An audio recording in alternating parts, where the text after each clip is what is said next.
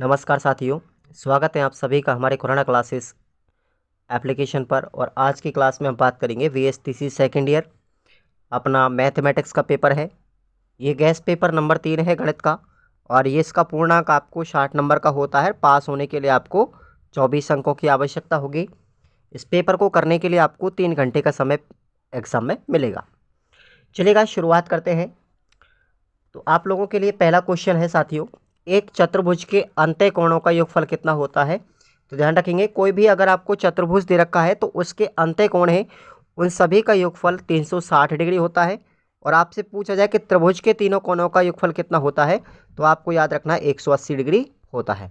दोनों क्वेश्चन याद रखना। नेक्स्ट है, निम्न में से अपरिमेय संख्या कौन सी नहीं है। तो अपरिमेय संख्या का मतलब होता है ऐसी संख्याएं, ठीक है। अपरिमेय का मतलब होता है ऐसी संख्याएं जिनको P/Q के रूप में हम नहीं लिख सकते। अब इसका मतलब क्या हुआ, इसका मतलब है कि ऐसी संख्याएं साथियों अपरिमेय नहीं है। क्या पूछा है, अपरिमेय नहीं है, इसका मतलब परिमेय है, वो परिमेय है। तो ये वाली संख्या परिमेय है साथियों, परिमेय है, इसका मतलब ये अपरिमेय नहीं है। क्यों नहीं है, क्योंकि भाई ये अपरिमेय इसलिए नहीं क्योंकि इसका रूट निकल सकता है। ध्यान रखेंगे, रूट निकल सकता है। तो परिमेय संख्या कौन सी होती है, जिनका रूट निकल सकता है, जिनका वर्गमूल निकाला जा सकता है, वो सभी संख्या क्या है, परिमेय है।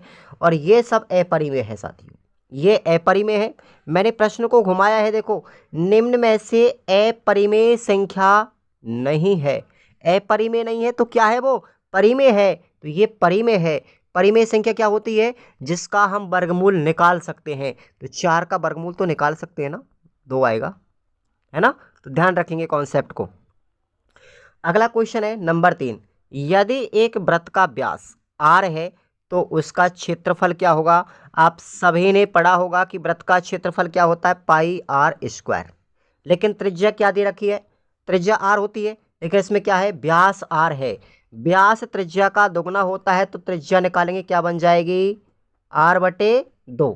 क्या बनेगी, r/2। अब इस सूत्र में लगाओ आप लोग r के स्थान पर r/2, ठीक है। तो पाई गुना r/2 गुना r/2 क्या बनेगा, πr²/4। बताइए कौन सा है, ये आ रहा, ऑप्शन नंबर सी राइट कर लेंगे, ठीक है।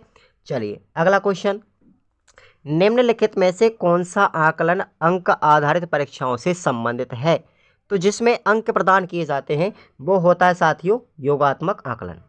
ध्यान रखेंगे, परीक्षाओं में अंक प्रदान करने वाला कौन सा आकलन है, योगात्मक है, ठीक है। अगला क्वेश्चन नंबर 5, आंकड़ों को परिभाषित कीजिए। यानी आंकड़े किसे कहते हैं, डाटा किसे कहते हैं, देखेंगे। ऐसी सारणी जो हमें कुछ तथ्यों को या संख्याओं के संग्रहण को बताती हैं, क्या कहलाते हैं, आंकड़े कहलाते हैं। आंकड़े 2 प्रकार के होते हैं, प्राथमिक आंकड़े और द्वितीयक आंकड़े। यह प्रश्न भी आपको मैंने बता रखा है। अब आपको एक समीकरण दिया गया है कि -2m + 9 = 12 इक्वल 1। तो इसको आप लोग कैसे सॉल्व करेंगे, देखो ये माइनस का है ना, ये माइनस है, ये प्लस, ये प्लस। आप लोग करेंगे क्या, इसमें इस माइनस में गुना कर दो, चाहे भले ही आप चाहे इसका पक्षांतरण कर लो, ठीक है। तो इसको तो इधर रखो, तो 2m हो गया, है ना, 2m इधर रख लेंगे हम, है ना भाई। और 9 माइनस क्या कर देंगे 1, तो 2m बराबर क्या हो गया 8। m का मान कितना आ गया 2, m का मान कितना आ गया, सॉरी 4 आ गया। तो m का मान 4 आ गया भाई, ठीक है। अगला क्वेश्चन, 2304 का आपको क्या निकालना है, वर्गमूल निकालना है। कौन सी विधि से, अभाज्य गुणनखंड विधि से। और बहुत ईजी है, अभाज्य गुणनखंड विधि से जब भी आप लोग निकालेंगे 2304 ऐसे करेंगे, सबसे छोटी से छोटी संख्या का भाग देंगे, 2 का दिया, ठीक है। सबसे पहले हम किसका देंगे, 2 का, तो कितनी बार गया 1152 बार। फिर 2 का देंगे, ठीक है, 576। फिर 2 का देंगे, 576 में 288। फिर 2 का देंगे, और लगातार तब तक देते रहेंगे जब तक कि हमारे पास 1 नहीं आ जाए। और हम लगातार देते जाते हैं। तो भाई क्या पूछ रहा है इसमें, वर्गमूल। तो देखो 2 के जोड़ा बनाओ, इन सबको पहले गुना करो, ये सब गुना कर दिए। इसमें मैंने 2 के जोड़े बनाए, तो एक जोड़ा ये बन गया, दूसरा जोड़ा, तीसरा जोड़ा, चौथा, और 3 का एक ही है। तो जोड़ा में से एक अंक लेना है, केवल क्या करना है, जोड़ा में से एक अंक लेना है। अगर वर्गमूल निकालने हैं तो जोड़ा बनाएंगे दो दो का, अगर घनमूल निकालना है तो जोड़ा बनाएंगे तीन तीन अंकों का। तो आपसे वर्गमूल पूछा है तो वर्गमूल के लिए दो दो अंकों का जोड़ा बनाएंगे, समान दो अंकों का। ठीक है, तो भाई दो दो अंकों का बनाया तो एक अंक यहाँ से ले लिया, दो का ये आ गया, एक अंक यहाँ से लिया, दो का ये आ गया, एक इसमें से लिया ये आ गया, एक इसमें से लिया तो यहाँ पर आ गया, और एक तीन में से लिया तो ये आ गया। इन सबको गुना करेंगे, कितना आया, दो दूनी चार, चार दूनी आठ, आठ दूनी 16, 16 × 48। तो इसका वर्गमूल कितना आया मेरे साथियों, 2304 का 48 वर्गमूल आएगा। Concept clear. नेक्स्ट आगे हम बात करते हैं 8वां क्वेश्चन। ऐसा कोण ज्ञात कीजिए जो अपने पूरक कोण के बराबर हो। ठीक है, तो कैसे करेंगे, देखो दो पूरक कोणों का योगफल कितना होता है, 90 डिग्री। ध्यान रखेंगे, पूरक कोणों का योगफल कितना होता है, 90 डिग्री। मान के चलो हमारे पास कोई एक कोण ऐसा है x, तो इसका पूरक कोण क्या हो जाएगा, 90 - x। यही हो रहा है ना, 90 - x। अब आप लोग इसको करेंगे कैसे, तो ये क्या बन गया, इस x को इधर ले आएंगे तो ये बन गया 2x = 90, दैट इज x का मान कितना आ गया, 45। कितना आ गया, 45 आ गया। तो भाई वही कोण तो पूछ रहा है, तो ये कोण कितना है, 45। तो ये 45 का पूरक भी कितना हुआ, 45 होगा। राइट, क्वेश्चन का आंसर हो गया। आगे हम बात करते हैं, सिद्ध कीजिए कि एक त्रिभुज के तीनों अंत्य कोणों का योगफल 180 डिग्री होता है। ये क्वेश्चन आपने 10वीं क्लास में प्रमेय सिद्ध की होगी, तो आपसे यहाँ पर प्रमेय सिद्ध करवा रहा है। आप इस प्रमेय को सिद्ध करेंगे कि त्रिभुज के तीनों अंत्य कोणों का योगफल 180 डिग्री होता है। कैसे करना है, कॉन्सेप्ट आप लोग देखेंगे। मान के चलो कोई एक त्रिभुज है हमारा, ये PQR। ठीक है, अब हमको सिद्ध क्या करना है कि इस त्रिभुज के तीनों अंत्य कोण हैं, एक वाला कोण ये, एक ये और एक ये, इनका योगफल कितना होना चाहिए, 180 डिग्री। ये आपको सिद्ध करना है। तो आप कैसे करेंगे, सबसे पहले आपको इस QR के समानांतर ऊपर एक UT, एक क्या करेंगे, एक रेखा खींचेंगे समानांतर। तो ये वाला कोण और ये वाला कोण क्या बनेंगे, रैखिक कोण है। ध्यान रखेंगे आप लोग, ये वाला कोण और ये वाला और फिर ये वाला, ये तीनों कोण इस रेखा पर स्थित है, तो ये तीनों रैखिक हो गए। और रैखिक कोणों का योगफल कितना होता है साथियों, 180 डिग्री होता है। कॉन्सेप्ट समझना। आप क्या करेंगे, हम इसमें से छांटेंगे कि त्रिभुज कोण हमारा है TPQ, कोण TP और Q, ये वाला कोण बन रहा है ना, आपको दिख रहा है। तो ये एकांतर कोण है, ये वाला कोण एकांतर है। कौन सा, ये वाला कोण किसके एकांतर है, इस वाले के, बन गया। फिर उसके बाद एक ये वाला बन रहा है, ध्यान से देखो, ये वाला। तो ये कोण और ये कोण एक दूसरे के फिर एकांतर हैं। और एकांतर कोण जो होते हैं जेड की आकृति में बनते हैं, एकांतर कोण दोनों का मान बराबर होता है। समझने वाली बात है, कॉन्सेप्ट याद रखना। अब हम क्या करेंगे साथियों, इस त्रिभुज के अंदर, इस त्रिभुज में देखेंगे हम अंत्यकोण। अंत्यकोण हमारे कौन कौन से हैं, ये वाले, ध्यान से देखना है इसमें, ये वाले हमारे अंत्यकोण हैं। देखिए, एक वाला तो कोण ये है, ये वाला कोण, ये और ये तीनों त्रिभुज के अंत्यकोण है। पहला तीसरा समीकरण आपसे यहाँ से बना। फिर उसके बाद है TPQ, UPR और QPR, ये तीनों क्या है, रैखिक कोण। ये वाला और ये वाला, ये तीनों रैखिक हैं। ठीक है, इनका मान भी 180 है। अब हम समीकरण 3 और 4 इन दोनों को जब बराबर करेंगे ना, तो इसमें से आपको कटेंगे। ठीक है, इस समीकरण इसको बराबर करो तो कोण P और ये कोण, ये वाला खत्म हो जाएगा। हमारे पास बचेगा क्या साथियों, वही बचेगा हमारा ये ऊपर वाला। कौन सा बच रहा है, ये बच रहा है कि एक तो RPQ, ठीक है, एक QRP और एक TPQ। देख लो एक बार, एक अच्छे से देखो, TPQ, देखो TP और Q है ना, एक तो ये कोण है ना। उसके बाद अपना पास ये है QRP, कोण QRP, एक ये वाला आ गया। ठीक है, एक कौन सा है RPQ, तो RPQ का RP और Q, एक ये वाला है ना। तो ये वाले तीनों हो गए ना, सॉरी ये वाला कौन है यहाँ पर, PQR है ये। इसकी जगह आप क्या कर लेंगे, PQR है ना भाई, इसकी जगह हम क्या कर देंगे, PQR कर लो आप इसको, है ना। तो अब ये तीनों कोणों को योगफल कितना आ रहा है, 180, और यही हमको ज्ञात करना था। ठीक है, इस तरीके से। अथवा में आपका क्वेश्चन है, यूक्लिड ने ज्यामिति से संबंधित कौन कौन से अभिग्रह दिए थे। तो ये प्रश्न आपको यूनिट नंबर 3 में मिल जाएगा, कर लेना आप लोग याद। नेक्स्ट है 10वां क्वेश्चन, सर्वांग क्षमता का अर्थ स्पष्ट कीजिए। सर्वांग क्षमता होती क्या है। तो ऐसी दो आकृतियां कोई भी हो जिनका आकार और माप समान होती है, सर्वांग समाकृति कहलाती हैं।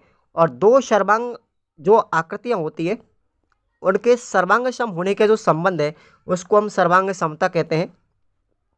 और सर्वांग समता का ये वाला चिन्ह याद रखना आप लोग, ठीक है, ये सर्वांग समता का चिन्ह है। अथवा में आपका प्रश्न है, वर्ग और आयत की विशेषता। दो विशेषता देखो कैसे याद करेंगे, ये दो विशेषता आपको बता रहा हूँ वर्ग और आयत की। तो देखो आयत जो होता है ना, ये वाला आयत, ये वर्ग है, और आयत वाला इतना लंबा मान के चलो, ये आयत और ये वर्ग, ठीक है। इनकी विशेषता देखो आप लोग, समानता दोनों में। देखो आयत और वर्ग जो है आमने सामने की भुजा बराबर, ये वाली भुजा इसके बराबर है, ये वाली इसके बराबर, तो ये वाली इसके बराबर है, ये वाली इसके बराबर, पहली क्वालिटी समान। प्रत्येक कोण 90 डिग्री का, इसमें भी प्रत्येक कोण 90 है तो इसमें भी प्रत्येक कोण 90 है। ये विशेषताएं हैं, इनकी समानता है। अथवा में प्रश्न है, 105 का संपूरक कोण कितना होगा। तो आप सब जानते हो संपूरक जो कोण होते हैं उनका योगफल कितना होता है, 180। तो 180 में से 105 घटा देंगे, ठीक है, कितना बचेगा, 75 डिग्री क्या आएगा इसका संपूरक कोण। 105 का संपूरक क्या होगा, 75, है ना। नेक्स्ट हमारा क्वेश्चन है, अगला देखेंगे। एक बेलनाकार ड्रम में 42,768 घन सेंटीमीटर पानी भरा जा रहा है। यदि ड्रम के अंदर की त्रिज्या 18 सेंटीमीटर है तो इस ड्रम की ऊंचाई क्या होगी। ठीक है भाई, तो ये बेलनाकार, ध्यान से देखो, ये कोई बेलनाकार ड्रम है हमारा, ध्यान से देखना है। इस ड्रम के की बात करेंगे तो इसमें जो पानी भरा है ना, इस ड्रम का आयतन है 42,768, और ड्रम की जो त्रिज्या है ना, ये वाली त्रिज्या, ये कितनी है, 18 सेंटीमीटर। ध्यान रखेंगे, हमको त्रिज्या दी गई है, त्रिज्या हमको दी गई है, क्या करना है, ऊंचाई। तो आपके लिए आयतन जब दिया गया हो तो आयतन हमारा फॉर्मूला याद होना चाहिए, किसी भी घन का आयतन πr²h। हमको त्रिज्या दी गई है, ऊंचाई ज्ञात करनी है, बस हो जाएगा सॉल्यूशन। तो यहाँ पर πr²h ये वाला ध्यान से देखो, इस सूत्र के अंतर, ये सूत्र किसके बराबर है, आयतन कितना है 42,768, पाई का मान 22/7, आर कितनी है 18, तो 18 का स्क्वायर, और एच हमको निकालना है, इसको हम सॉल्व कर लेंगे एच का मान। तो यहाँ पर एच को छोड़ देंगे, बाकी सबका इसमें भाग दे देंगे। कर लो भाई इसको सॉल्व, 42 सेंटीमीटर इसकी ऊंचाई आएगी, ठीक है ना। अथवा में आपका प्रश्न है, समांतर चतुर्भुज की विशेषताएं चित्र बनाकर बताओ। देखो ये समांतर चतुर्भुज है आपका, ये लो चित्र, ये समांतर चतुर्भुज, इसकी विशेषताएं आप देख लो, ठीक है। इसकी विशेषता है कि विकर्ण जो होते हैं ना, विकर्ण हमारे क्या करते हैं, काटते हैं एक दूसरे को, है ना। इसका जो आमने सामने का कोण होता है ना, आमने सामने के जो कोण होते हैं वो क्या होते हैं साथियों, 180 डिग्री होता है इनका, आमने सामने के कोणों का, ध्यान रखेंगे। विकर्ण एक दूसरे को क्या करेंगे, काटेंगे, प्रतिच्छेद करेंगे, समद्विभाजित नहीं करेंगे, ध्यान रखना इस चीज़ को। तो ये विशेषताएं होती है इसकी। अब प्रश्न है आपका नंबर 13, आपको ये वाला दिया गया है कि a² + 1/a² = 66 दिया गया है, और पूछ क्या रहा है, a - 1/a का मान पूछ रहा है। निकाल सकते हो इसी तरीके से। कैसे करेंगे, हमको ये जो दिया गया है ना, इसको एक सर्वसमीका में ट्रांसलेट करना है। तो यहाँ पर कैसे करेंगे, इस वाला जो आपको दिया गया है इसमें दोनों समीकरणों में 2 घटा देंगे, ठीक है। तो ये घटा दिया हमने 2, ठीक है। अब घटाया तो यहाँ पर, अब ये जो हमने लिखा है a² + b 1/a² - 2 a Guna 1/a, देखो a से गुना कर दिया, a से भाग दीजिए, कोई फर्क नहीं पड़ा, पर हमको ये क्या बनानी है, सर्वसमीका बनानी है। तो ये वाली सर्वसमीका हमारी बन गई ना, बन रही है कि नहीं बन रही है, बन रही है ना, अच्छे से ध्यान रखो एक बार, है ना। अब ये सर्वसमीका हमारी बन गई, है ना, ये वाली, है ना, ठीक है भाई, a² है ये, है ना। चलिए अब बात करते हैं हम, यहाँ पर 64 आ गया, ये सर्वसमीका बन गई। a - b का होल स्क्वायर क्या होता है, क्या होता है, क्या होता है, a² + b² - 2ab, ये सर्वसमीका याद रखना। तो आपका यहाँ पर क्या कर लेंगे, ये सर्वसमीका बन गई, तो ये 8 का वर्ग क्या होता है 64, तो 8 बन गया, 64 का वर्गमूल निकाला 8 हो गया। अब a माइनस 1/b का मान कितना आएगा 8 आंसर आएगा इसका आंसर। ठीक है भाई। अथवा में क्वेश्चन है आपका ये, इसको कैसे हल करेंगे, x² माइनस 9x प्लस 18। तो इस -9 के आपको ऐसे फैक्टर करने हैं अगर उनको जोड़ा जाए, अगर जोड़ा जाए तो 9 आ जाए, है ना। तो देखो माइनस के 4x, है ना, ध्यान से देखो, सॉरी कितना हो गया माइनस के 3x और माइनस के 6x। आप इन दोनों को जोड़ेंगे तो 9x आएगा माइनस में, इनको गुणा करेंगे तो प्लस का 18x² आएगा। देखो 18x² आएगा, ऐसे करना है, ये ध्यान रखना अच्छी तरीके से। तो आपको क्या करना है, इसको हम तोड़ लेंगे, क्या करना है, इसको हम तोड़ेंगे, इसको x² है ये, ध्यान रखना, x² minus 3x minus 6x plus 18 equal 0। अब हमको क्या करना है, इसमें से x कॉमन ले लो, तो क्या आ गया, x कॉमन आ गया, x माइनस 3 अंदर, फिर क्या बच गया यहाँ पर 6, फिर 6 कॉमन लेंगे इसमें से, तो x माइनस 3। तो बताओ इसके फैक्टर क्या होंगे, x माइनस 3 और दूसरा क्या बनेगा हमारा x माइनस 6, ये फैक्टर होंगे इसके। ठीक है, गुणनखंड। अगला क्वेश्चन है हमारा 14वां, सांख्यिकी की 3 विशेषताएं क्या है। तो पहली विशेषता, इसमें तथ्यों और उनसे संबंधित आंकड़ों को एकत्रित किया जाता है। ऐसी एकत्रित सामग्री का उचित वर्गीकरण किया जा सकता है। इस वर्गीकरण के आधार पर प्रदत्तों का विश्लेषण एवं अंतर्गणन की करते हैं और इसी के आधार पर उसका स्पष्टीकरण भी करते हैं। अथवा में आपका प्रश्न है सांख्यिकी की आवश्यकता और उसका महत्व। तो ये प्रश्न आपको यूनिट नंबर 5 में मिलेगा। अगला क्वेश्चन है हमारा 15वां, बहुलक या बहुलांक का उपयोग बताइए। बहुलांक क्या होता है ना, कोई भी हमको एक स्टैटिक्स दे रखी है, सांख्यिकी के अंतर कोई संख्या दे रखी है, उनमें जो मान सबसे ज़्यादा आता है, सबसे प्रचलित जो अंक है वही कहलाएगा बहुलांक। जब बहुत तीव्रता के केंद्रवर्ती मान मालूम करना हो तो हम बहुलक का प्रयोग करेंगे। जब अत्यंत शुद्ध तथा सही माध्यम से आवश्यकता नहीं हो तब भी इसका उपयोग करेंगे। गुणात्मक तथ्यों का वितरण करने के लिए इसका प्रयोग किया जाता है। जब श्रेणी का महत्वपूर्ण व वास्तविक माप ज्ञात करना होता है तब भी हम बहुलांक का उपयोग करेंगे। और जब समय तथा श्रम का बहुत अधिक अभाव होता है तब भी हम बहुलक का प्रयोग करेंगे। अब आपको अथवा में प्रश्न याद रखना है, रूबिक्स क्या है। देखो भाई, रूबिक्स भी बता रहा हूँ, किसी भी अवधारणा के आकलन के लिए हम कुछ महत्वपूर्ण बिंदुओं का चुनाव करते हैं और उन्हीं बिंदुओं के आधार पर आकलन की प्रक्रिया को संपादित किया जाता है। इन महत्वपूर्ण बिंदु जो हैं इनको ही रूबिक्स कहते हैं और रूबिक्स को हम आकलन सूचक शब्द भी कहा जाता है। क्लियर। अथवा में हमारा प्रश्न है, आकलन क्यों होना चाहिए, इनके कारणों का विश्लेषण लिखिए। तो ये प्रश्न आपको यूनिट नंबर 6 में मिलेगा। आइएगा अगला प्रश्न हमारा, अनंत की अवधारणा को स्पष्ट कीजिए। तो ठीक है, कॉन्सेप्ट ऑफ इन्फिनिटी। गणित और दर्शन में अनंत एक ऐसी अवधारणा है जो ऐसी राशि को निरूपित करती है जिसका कोई अंत या फिर कोई लिमिट नहीं हो, कोई सीमा नहीं हो। शाब्दिक अर्थ में देखा जाए तो अनंत का अर्थ होता है जिसका कोई अंत ही ना हो, जिसका कोई अर्थ ना हो। इसका प्रतीक चिन्ह क्या होता है अनंत का, ये वाला। ठीक है, अनंत शब्द का जो पर्याय है वो इंग्लिश के इन्फिनिटी शब्द लैटिन भाषा के इन प्लस फिनिस की संधि से बना हुआ है। यह शब्द उन राशियों के लिए प्रयोग किया जाता है जिसकी माप और गणना उन राशियों के परिमित न होने के कारण संभव नहीं है। इसका प्रयोग कब करते पता है, जब इसका कोई मतलब नहीं निकलता। गणितीय विश्लेषण में प्रचलित अनंत, यदि मान के चलो कोई x चर है तो एक x का फलन क्या बनेगा। ठीक है, एक फलन है, यदि x किसी भी संख्या a की ओर हम अग्रसर थे तो x कांस्टेंट टू a। ठीक है, तो अग्रसर होता है तब fx का मान बढ़ता चल जाता है। देखो x की जगह हम कुछ भी लिखेंगे तो fx का मान भी बदलेगा ना। ठीक है, fx फलन का मान चेंज होगा कि वह प्रत्येक दी हुई संख्या n से बड़ा होता जाता है और बड़ा ही बना रहता है। यदि n कितना ही बड़ा हो, यह कहा जा सकता है कि x इक्वल टू a के लिए fx की सीमा कैसी होती है, इन्फिनिटी होती है।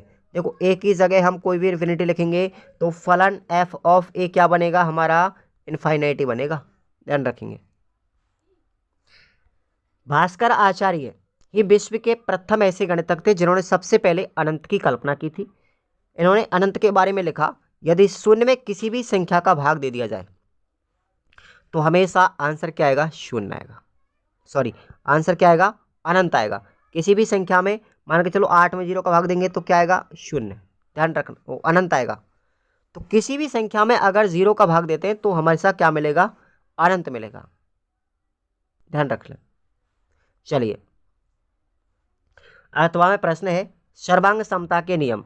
देखो, एक तो है SSS नियम, दूसरा है ASA नियम, तीसरा है RHS नियम, और एक नियम और होता है साथियों, उसका नाम है SAS नियम। ये चौथा नियम है। ठीक है, S का मतलब होता है भुजा, A का मतलब एंगल यानी कोण। तो ये ध्यान रखना, ये आपको 3 नियम मैंने बताया, हालांकि 4 है ये, एक SAS नियम और याद रखना। तो चारों की परिभाषा याद रखना कैसे होते हैं ये।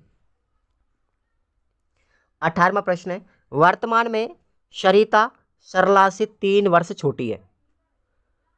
सरिता छोटी है सरला से 3 साल। जब सरिता 9 वर्ष की होती है तो सरला की उम्र क्या होगी, बताओ भाई। ये प्रश्न है, तो देखेंगे कैसे करना है, बहुत इजी क्वेश्चन है। ठीक है, सरिता 3 साल छोटी है।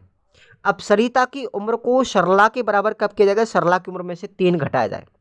ठीक है, मान के चलो यहाँ पर हम सरला की उम्र बाई मान लेते हैं। ठीक है, सरला की उम्र बाई मान लेते हैं। तो सरला से 3 साल छोटी कौन है, सरिता है।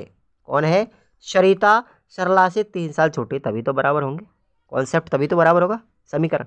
ठीक है, चलिए दूसरी बात कह रहा है, दूसरी बात ये कह रहा है साथियों कि जब सरिता 9 साल की हो जाएगी, जब सरिता 9 साल की हो जाएगी तो उस समय पर सरला की उम्र क्या होगी। तो बहुत इजी क्वेश्चन। तो भाई यहाँ पर ये y-3 ये सरिता की उम्र है।